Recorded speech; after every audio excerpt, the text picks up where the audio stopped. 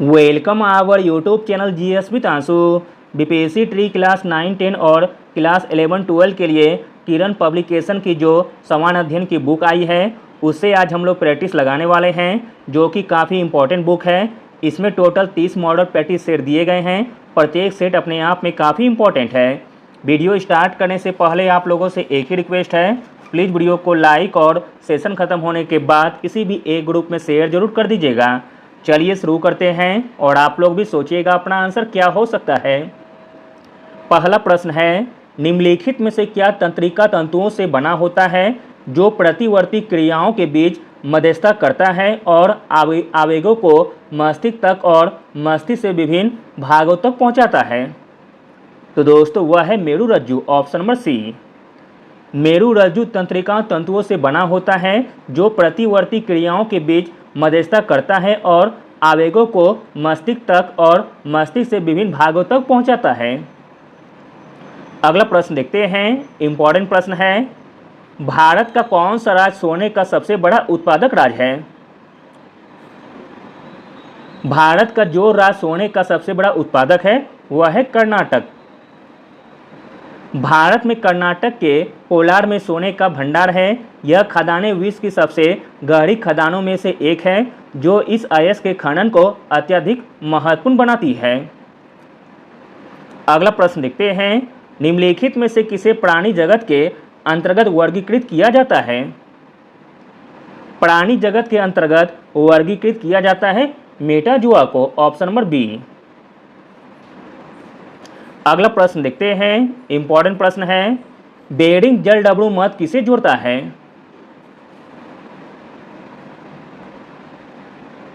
Bearing जलडमरू मध्य जोड़ता है Arctic महासागर और प्रशांत महासागर को, ऑप्शन नंबर डी।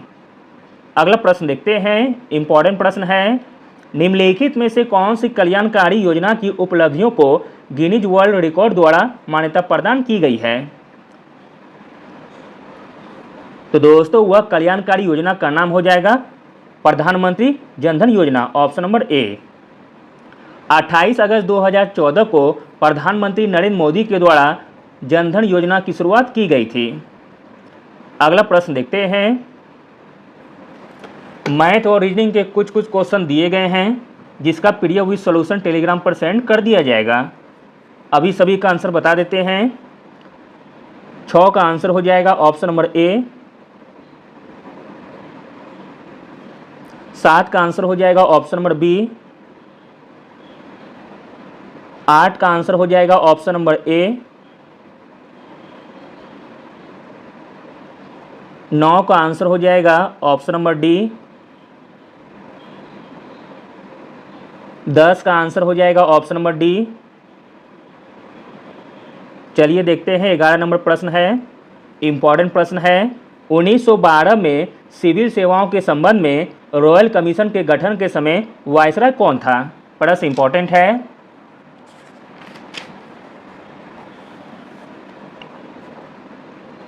उन्नीस 1912 में सिविल सेवाओं के संबंध में रॉयल कमीशन के गठन के समय भारत का वायसराय था लॉर्ड हार्डिंग। लॉर्ड हार्डिंग द्वितीय 1910 से 1916 तक भारत के वायसराय के रूप में कार्य किए थे। अगला प्रश्न देखते हैं, इंपॉर्टेंट प्रश्न है, निम्नलिखित में से दक्षिण अफ्रीका की प्रशासनिक राजधानी कौन सी है?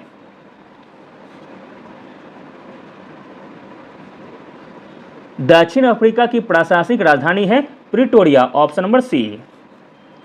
दक्षिण अफ्रीका की 3 राजधानियां हैं जिसमें कार्यकारी प्रिटोरिया, न्यायिक ब्लोमफोंटेन और विधायिक केपटाउन है। दक्षिण अफ्रीका की प्रशासनिक राजधानी प्रिटोरिया है। अगला प्रश्न देखते हैं, इंपॉर्टेंट प्रश्न है, प्लास्टिक में निम्नलिखित में से किसका उपयोग किया जाता है? तो दोस्तों प्लास्टिक में उपयोग किया जाता है एथिलीन का, ऑप्शन नंबर बी। अगला प्रश्न देखते हैं, इंपॉर्टेंट प्रश्न है, असम और अरुणाचल प्रदेश को जोड़ने वाला भारत का सबसे लंबा सड़क सह रेल पुल क्या कहलाता है? प्रश्न इंपॉर्टेंट है। असम और अरुणाचल प्रदेश को जोड़ने वाला भारत का सबसे लंबा सड़क सह रेल पुल कहलाता है Bogibeel bridge, option number D. Bharat के असम में ब्रह्मपुत्र नदी पर बना बोगीबील ब्रिज देश का सबसे लंबा रेल एवं सड़क पुल है। अगला प्रश्न देखते हैं, निम्नलिखित में से क्या जम्मू और कश्मीर में स्थित है? जम्मू और कश्मीर में स्थित है दाचीग्राम राष्ट्रीय उद्यान, ऑप्शन नंबर ए। दाचीग्राम राष्ट्रीय उद्यान केंद्र शासित प्रदेश जम्मू और कश्मीर में स्थित है। यहाँ दुर्लभ और गंभीर रूप से लुप्तप्राय हुंगुल या कश्मीरी हिरण के निवास के रूप में लोकप्रिय है। अगला प्रश्न देखते हैं, इंपॉर्टेंट प्रश्न है, बिग बैंग थ्योरी किसके द्वारा प्रतिपादित किया गया था? बिग बैंग थ्योरी प्रतिपादित किया गया था जॉर्ज लेवेंटर के द्वारा, ऑप्शन नंबर ए। अगला प्रश्न है, निम्नलिखित में से कौन प्रख्यात व्यक्ति बारदोली से संबंधित हैं? प्रश्न इंपॉर्टेंट है और कई बार पूछा गया है एग्जाम में। बारदोली से संबंधित व्यक्ति हो जाएगा सरदार वल्लभ भाई पटेल।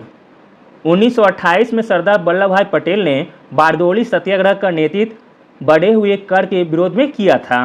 इस आंदोलन में व्यापक रूप से महिलाओं ने सक्रिय रूप से भाग लिया।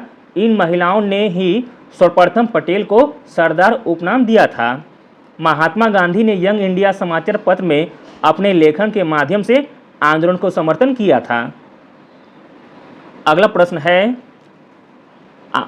इसका आंसर हो जाएगा ऑप्शन नंबर ए। इसको बना लीजिएगा और इसका सॉल्यूशन टेलीग्राम पर आपको मिल जाएगा।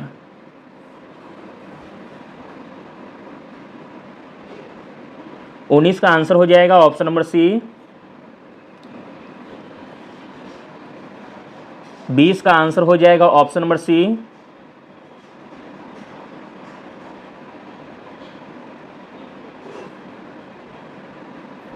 21 का आंसर हो जाएगा ऑप्शन नंबर बी। 22 का आंसर होगा ऑप्शन नंबर बी। अगला प्रश्न है, निम्नलिखित में से कौन से राज्य पाकिस्तान की सीमा से सटे हुए हैं? प्रश्न इंपॉर्टेंट है। पाकिस्तान की सीमा से सटे हुए हैं वह राज्य हो जाएगा गुजरात, पंजाब और राजस्थान। इस प्रकार ऑप्शन नंबर बी सही हो जाएगा, ए, बी और सी। भारत पाकिस्तान सीमा की कुल लंबाई 3323 किलोमीटर है। 3 राज्य एवं एक केंद्र शासित प्रदेश पाकिस्तान के साथ सीमा साझा करते हैं, वे हैं पंजाब, राजस्थान, गुजरात और जम्मू कश्मीर। अगला प्रश्न देखते हैं, इंपॉर्टेंट प्रश्न है, भट्टियों जैसे अपेक्षाकृत उच्च तापमान मापने के लिए निम्नलिखित में से किस यंत्र का उपयोग किया जाता है? तो दोस्तों वह यंत्र का नाम है pyrometer, option number C. Pyrometer अपेक्षाकृत उच्च तापमान को मापने हेतु एक उपकरण है। उदाहरण स्वरूप भट्टियों का मापा जाने वाला तापमान। अगला प्रश्न देखते हैं, इंपॉर्टेंट प्रश्न है, भारत के समुद्री मार्ग की पहली बार खोज किसने की थी? भारत के समुद्री मार्ग की पहली बार खोज की थी पुर्तगालियों ने, ऑप्शन नंबर ए। वास्को डी गामा ने 1498 ईस्वी में भारत के लिए समुद्री मार्ग की खोज की थी। अगला प्रश्न है, भारत के संविधान के लागू होने के समय इसमें मूलतः कुल कितने अनुच्छेद थे? आंसर है ऑप्शन नंबर डी, 395 अनुच्छेद। भारत का संविधान 26 जनवरी 1950 को लागू हुआ था। इसे अपनाने के समय संविधान में 395 अनुच्छेद और 8 अनुसूचियां एवं 22 भाग थे। वर्तमान में भारतीय संविधान में 448 अनुच्छेद, 12 अनुसूचियां एवं 25 भाग हैं। अगला प्रश्न है, संघ के मंत्रिपरिषद में कितने मंत्री शामिल किए जा सकते हैं? आंसर है ऑप्शन नंबर बी, लोकसभा के कुल सदस्यों का 15%। मंत्रिपरिषद में प्रधानमंत्री सहित मंत्रियों की कुल संख्या लोकसभा के कुल सदस्यों की संख्या के 15% से अधिक नहीं हो सकती है। यह प्रावधान 91 संशोधन अधिनियम 2003 के द्वारा जोड़ा गया था। अगला प्रश्न है, भारत की प्रथम रेलवे यूनिवर्सिटी कहाँ स्थित है? प्रश्न इंपॉर्टेंट है। भारत की प्रथम रेलवे यूनिवर्सिटी स्थित है गुजरात के वडोदरा में, ऑप्शन नंबर बी। गुजरात के वडोदरा में स्थापित राष्ट्रीय रेल एवं परिवहन संस्थान भारत का प्रथम रेलवे विश्वविद्यालय है। अगला प्रश्न देखते हैं, भारत के खिलाफ आंदोलन के बारे में क्या सही है?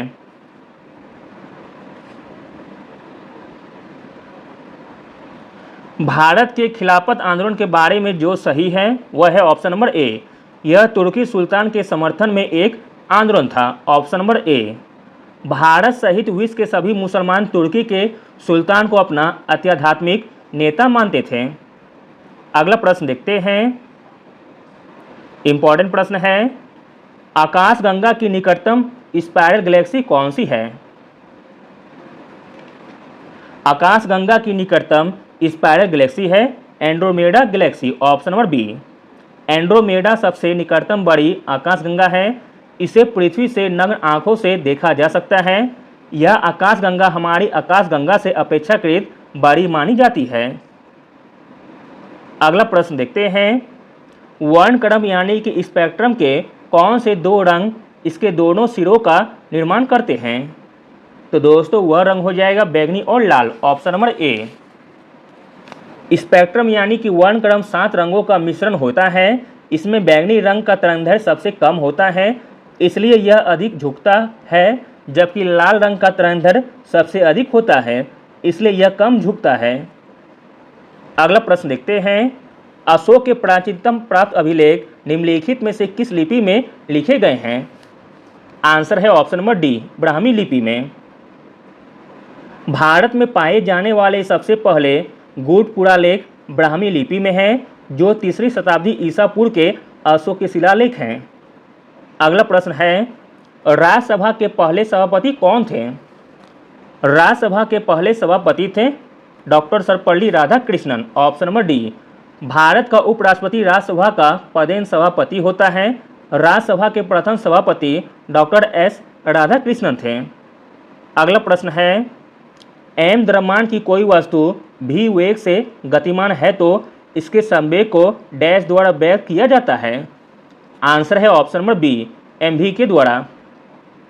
संवेग एक गतिमान पिंड की गति की मात्रा है जिसे उसके द्रव्यमान एम वेग के गुणनफल के रूप में मापा जाता है।